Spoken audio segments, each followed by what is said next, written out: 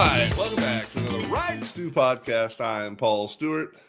And I am Brian Wright, and we're Sunday morning. The time has changed, and it is Man, it's so weird. I'm still, we talked about it. I just wish they'd pick one and go with it. I'm kind of good with that, but it is what it is. We lost our hour, and I'm feeling great. Yeah, always feel great. Get my CPAP machine on, get that air just blowing through my face, blowing through my nose. Oh, so you do that, huh? Yeah. Well, a few years ago, so my wife told me I snored. I'm like, yeah, I know. My wife, yeah. Then she just put up with it. It was really on me. I should have done something sooner. She just wore me out. I'm like, okay. So I go on a road trip with a colleague. Zach Wright actually is his name. He played at East Carolina, played 5-6 years of pro ball. And so Zach and I, we go on a road trip together, and we're staying in the same room. And he's like, Paul, I couldn't sleep last night because I thought you were going to die. Because I would and then stop breathing. And then he's like, there's like 5 times I almost went over there and just shook you because I wanted to make sure you weren't dead. And I was like, Zach. And he recorded me. And then so we get to work like a couple days later, and he shows everybody on the team like in a little team huddle. And I was like, that's not great. So I was like, okay, that's a little bit of a foul. If it's a locker room setting, fine. The team I was on was a pretty tight knit group. I didn't mind. I was kind of the team punching bag in a very loving way. They like to give me a hard time, but it was fine. It was a very like I said, tight knit team. I really loved that group. But so I did the sleep test. I said, you got sleep apnea. Here's your machine. It's been pretty good ever since. So yeah, I would argue that death and the sleep is the way to go. Yeah, I mean, if you're gonna do it, might as well just like not wake up, right? I mean, a bit of a morbid thought, but I'm coming to see it, Jesus. Hey, so I found out, Norby, the kid for ECU, he pitched 7 1/3 innings, struck out 19 of the 22 potential batters. It's pretty good. Come to find out, the umpire behind the plate was his brother. Is from Whiteville and graduated from East Carolina. Feels like a little bit of a conflict of interest there. Are there red flags going up? Are people being investigated? Well, I know Coastal did. Like a protest? Protest and sent in whatever. And I think fans so I didn't watch it intently. I was kind of in passing. It was obviously a really good game for him. But everybody said, hey, Coastal probably loses that game regardless. But there were definitely widening of the strike zone wasn't the same on both sides. Was the umpire doing like the Leslie Nielsen and Naked Gun where he's like moonwalking and stuff? Like, was he? I don't know how emphatic he was on strike threes and that sort of thing. Obviously, he had a lot of opportunities to do that. But yeah. I would say, I remember, and you probably were like this. I grew up in a small town. There were definitely times where you felt like umpires were for you, and sometimes you felt like you were fighting against them, and whether it was real or perceived. But I do know humans are humans, and there are biases. Yeah. We've had umpires tell us in the huddle, like when we go up there to do the coaches meeting, I like you guys. I don't like them. Like we've literally had umpires tell us that. And again, because we treat our umpires pretty well. I mean, we just talk to them like normal human beings. We understand, we anticipate that they'll make good calls, but they'll also miss a couple. And it's not the end of the world, but let's just have a conversation about it and don't fly off the handle. But it's and for the most part, they do a really good job, and it's amazing to see those report cards at the end of a game, like how good they really are. Like I think they just are continuing to get better and better. And a lot of it's the training. I'm sure they're using a lot of video and things like that. Whereas you're talking about MLB, you're not talking about our umpires. At our level, it is kind of hit or miss, right? But it's folks out there trying to side hustle, make an extra buck on the weekend, whatever it is. And to be fair, they're umpiring in a USSSA or Top Gun or Perfect Game tournament, for a reason. They're not ACC caliber. But again, as long as they hey, they try to keep the game moving as long as they're being consistent, right? And as long and sometimes you'll have them own up to their mistakes. Like, hey, I missed that one. Hey, that's Yeah, and fine, I'm man. good with that too. I know some people don't like to hear that. I'm good with that.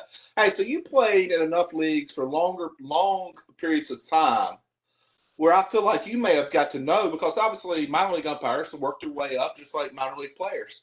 Did you ever develop relationships with umpires where you felt like this guy, he likes me, he's going to give me that inch and a half, 2 inch off, or ball off, however you want to speak of it?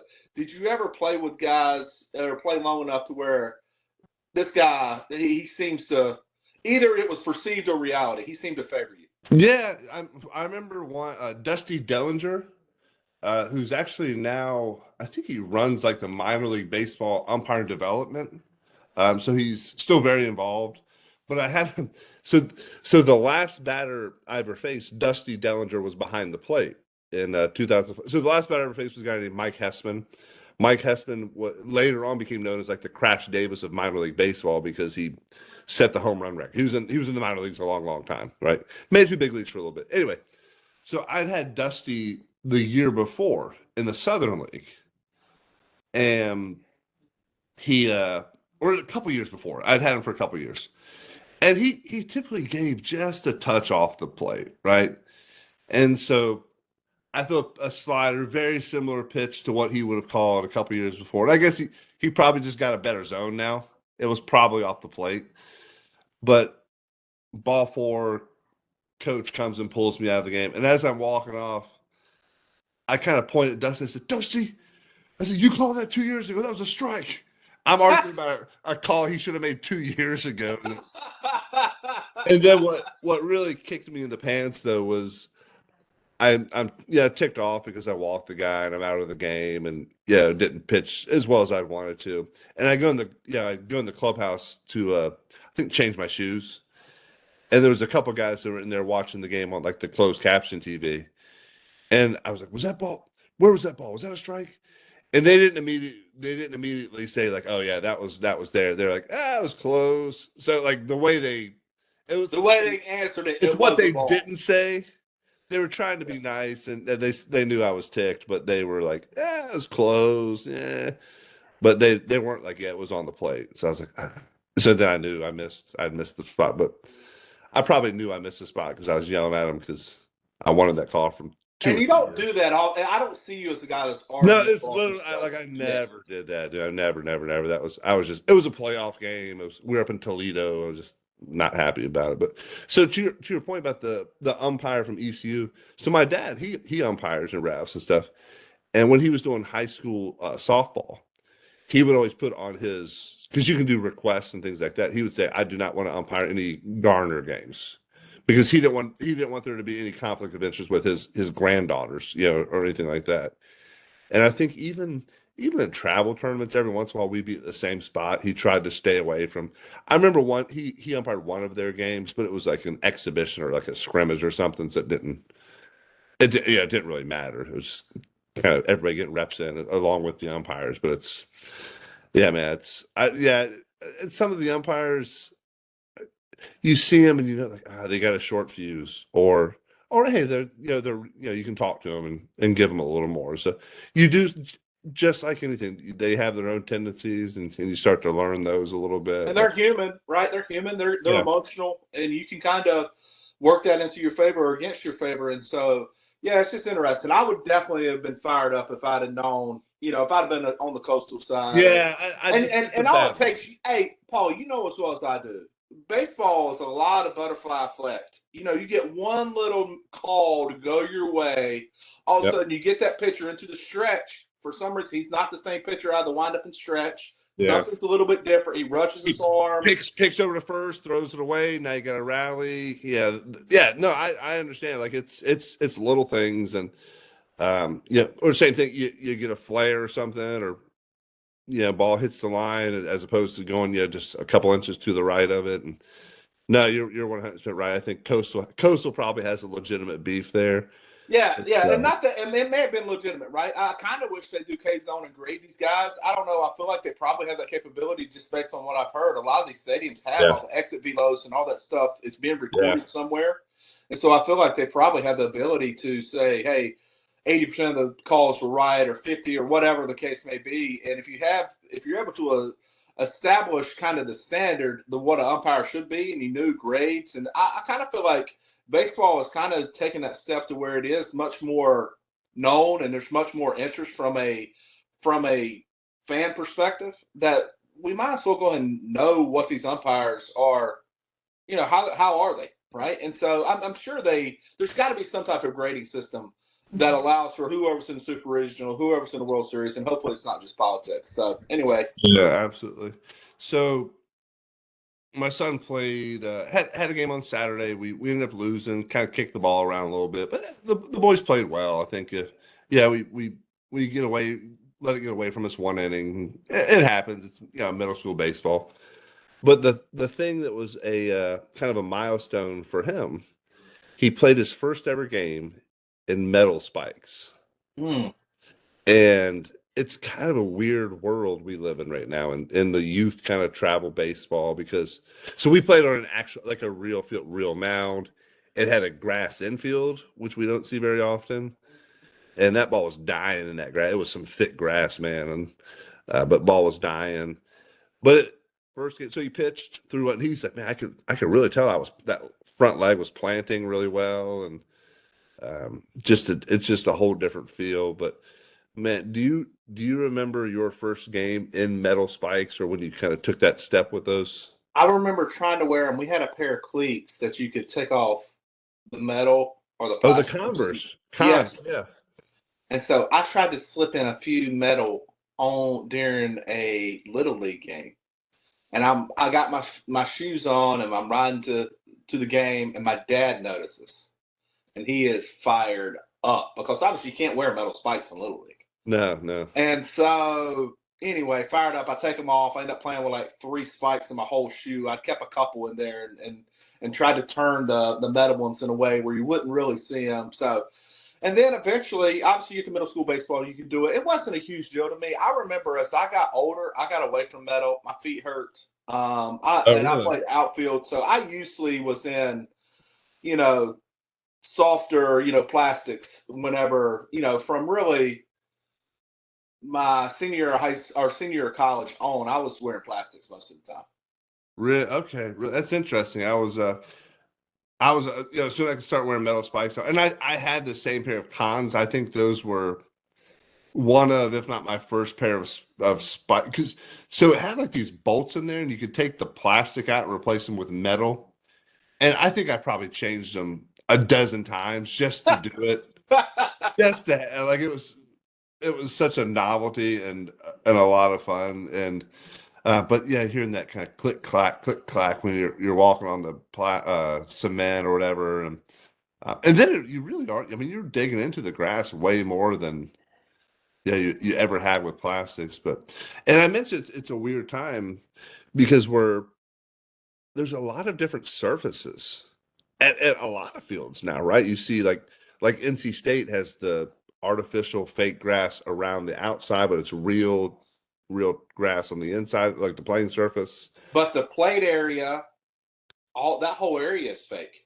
Okay, yeah, and so it's just weird, and so a lot of the mounds that we play on now are fake mounds, or like portable mounds.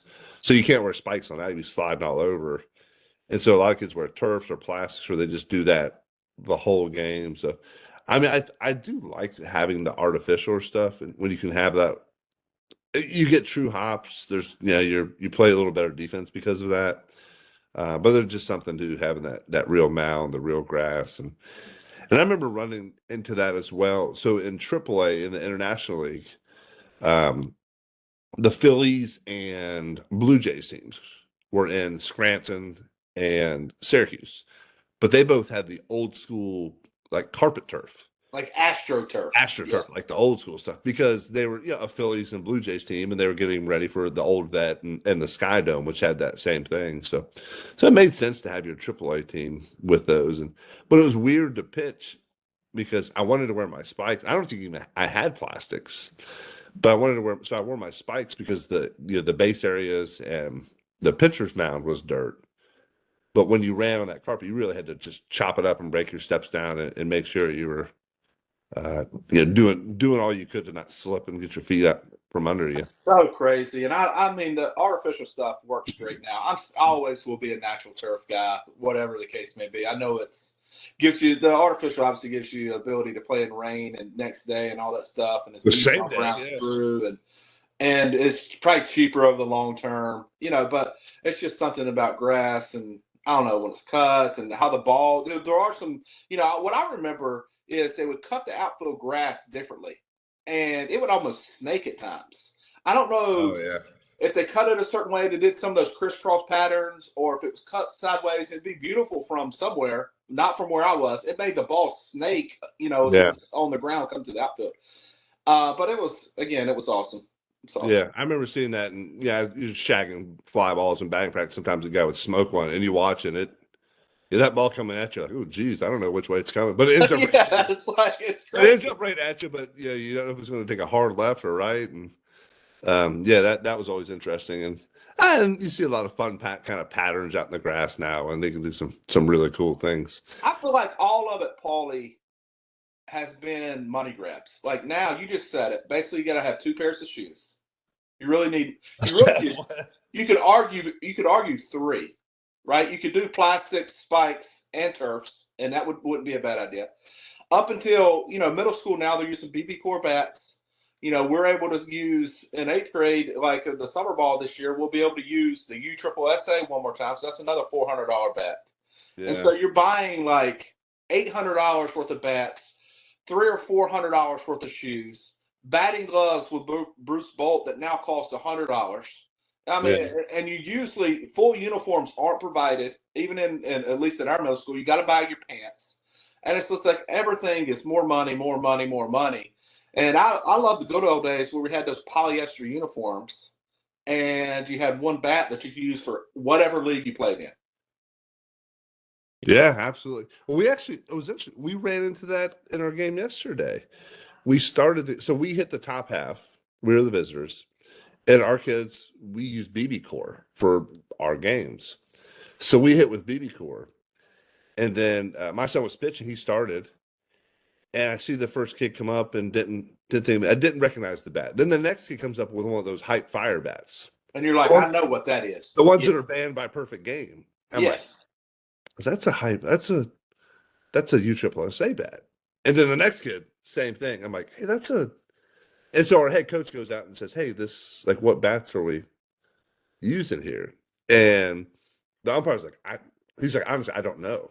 Like Oh, give me a well, break. Let's put some they didn't rules. discuss it. They didn't discuss it prior to, and it's a really weird thing. Well, at least here in North Carolina, because different counties, different governing bodies have different rules. Like some allow a drop Yeah, five, it's so stupid. some Yeah. allow a USSSA drop five, some allow only BB core, some allow so we hit in the top half with essentially lesser bats or bats that didn't, and then the rest of the game we're like, well, we'll hit with our if you have them, hit with them, right? They got to be drop five. But then you had the one dad out there in the crowd. You can hit with drop five. It doesn't matter. I'm like, come on, fella, just shut your mouth. You don't. Shut your mouth, because you can't, and just so obviously we live pretty close to each other. And I thought maybe we would even cross over leagues wise, but in our league, it's got to be all BB core, right? It's Yeah, all and BB core. that's how we play as well. But I don't know, man. So that was kind of a slight disadvantage to us in the first inning, but yeah, whatever. So, all right, Brian, big game for the Wolfpack. Big game. NC State women's basketball playing Duke in the ACC championship today. Who you got, big boy? Well, you always got to go NC State if you're an Okay, NC you State do. fan, Absolutely. and you're in a championship game. I guess not really. I probably should quit saying go Pack at the end, because I couldn't even name one player off the women's basketball team. I barely can name one, maybe or two off of the boys. I guess I'm just an angry fan from far, and I'm not a true supporter, because they've put together a really good program, and they've got they were Final Four last year too, or really close, and so they've put together a really good stretch of You're winning not from the girls' standpoint. you're not an athletic supporter. No, Okay, that's an old school joke. I don't think I do people are. remember that. Yes, yes, I I, called I them. don't think people are athletic supporters anymore. I Do they? know that the kids really fight cups, and I feel like cups. You know, the old Nutty Buddy. I know we've seen that one. That Oh, it's love the relatively Nutty new. Buddy. Love the Nutty Buddy.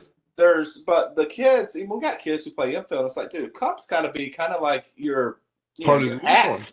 Yeah, Yeah, once you get on big field, you got pretty close to grown men hitting ground balls. You need to be protecting the boys when it's all said and done. absolutely, absolutely. So, So who you yeah, got, to be Paulie? fair, Who you got in the ACC championship? I'm gonna pull for not Duke. I'm gonna pull for NC State. I'm gonna call an NC State victory for because I married into it and they care passionately about the Wolfpack. I'm in the same boat as you, Brian. I couldn't name a college basketball player, women's player right now. Just period. Which is yeah, we're doing a sports podcast, but we should know one. Well, Yeah. I'll say this: you only have so much brain capacity and so much like capacity to have information in, or I do. Yeah, Right now, I've got we're not your podcast for women's college basketball. no. I'm sure there is one, and I'm sure it's probably not Probably a that few of great, them. but there is one. But you got only so much capacity. You got work life, you got married life, you got kid life, you got your sports, that you're interested in. Yeah. Obviously, baseball, football, basketball, men's basketball on the professional side, and Coming up, baby. March Madness, baby. It's coming up, baby.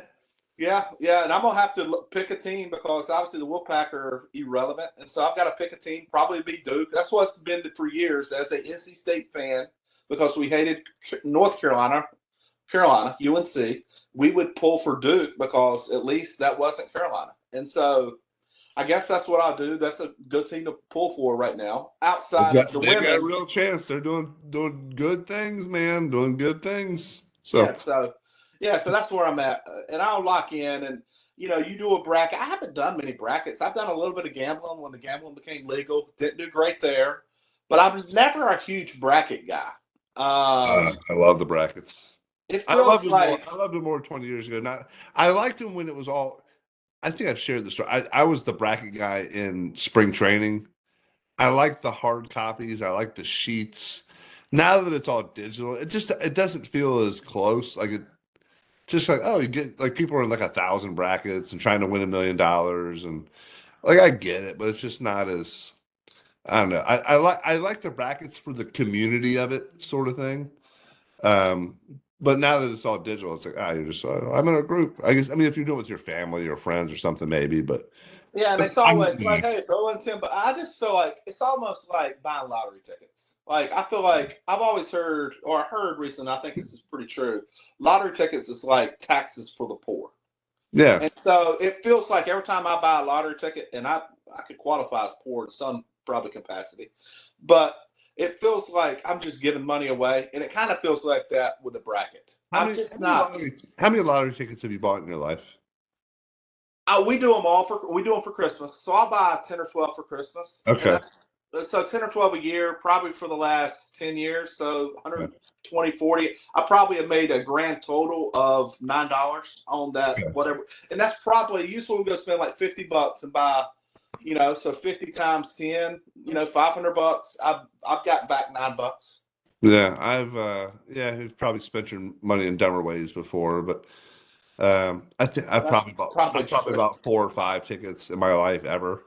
And it's when it gets to like $1 billion or something, I'm like, if I'm at the grocery store and remember, I'm like, I'll buy a ticket and just, but maybe 4 or 5. It just, yeah, doesn't seem. I did. But that's the reason. That's the reason you say that. But you're a bracket guy, so that's the incongruency that I see from you. But bracket, I feel like I have a legitimate, educated chance to make selections, and there's empirical data and information that I could use to make this, and it all blows up within like 30 minutes of the first game. Yeah, that's right. But there is a legitimate way that you can choose these things, and there's a methodology to it, right? I've always thought so. And it's probably a whole lot easier now with the internet and doing like I used to do it by hand, right? And I would have everybody's in spring training. I would mark them off. But the way I always thought would be the best way to do it is because it doesn't seem fair then if you pick Duke to win the first round game, that's worth as much as if you pick a 15 to beat a 2 and the 15 wins, right? Those are both worth 1 or 2, whatever it is, right? A point, let's say. So my thought was like, what if you were able to, by seed, give points? So if you pick the 15 seed to win and they won, you get 15 points. And if you continue to pick them, you get that number of points for every win they have. So that encourages people to choose some of the lower seeds. But there's always that 5-12, right? And like, hey, maybe get a little more points for picking the 12 right or whatever it is. Well, I don't disagree with you. That's essentially what the gambling sites do, right? Is that what they do now? Okay. They essentially give you greater odds. Your payback, if you do money line and for a 15 to beat a 2, your payback is going to be greater than if you pick a 1 over a yeah. I understand. So that's you were kind of ahead of the game there. So that's essentially you get a little bit better payback if you do, pick that lower seed and it actually wins, right? Yeah, I mean, you can even get pretty good money on that, even if you pick the spread, right, and the points. Yeah.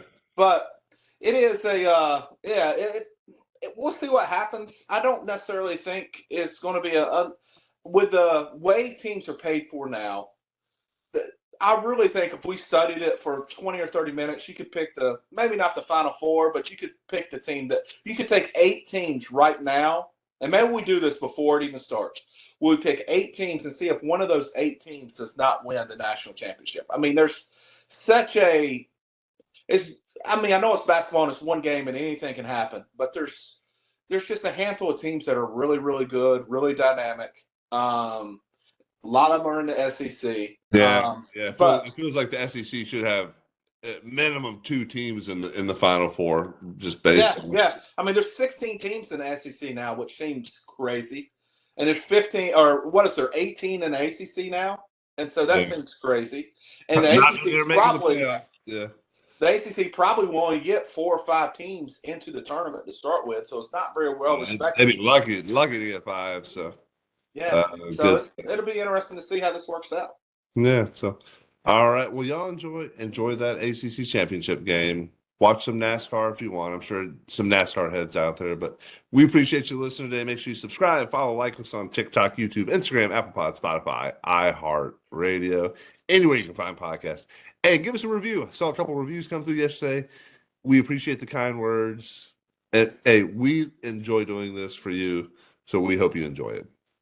Well, I think we enjoy doing it for us, right? Yeah. I mean, we're not doing this for anybody else. This is just us.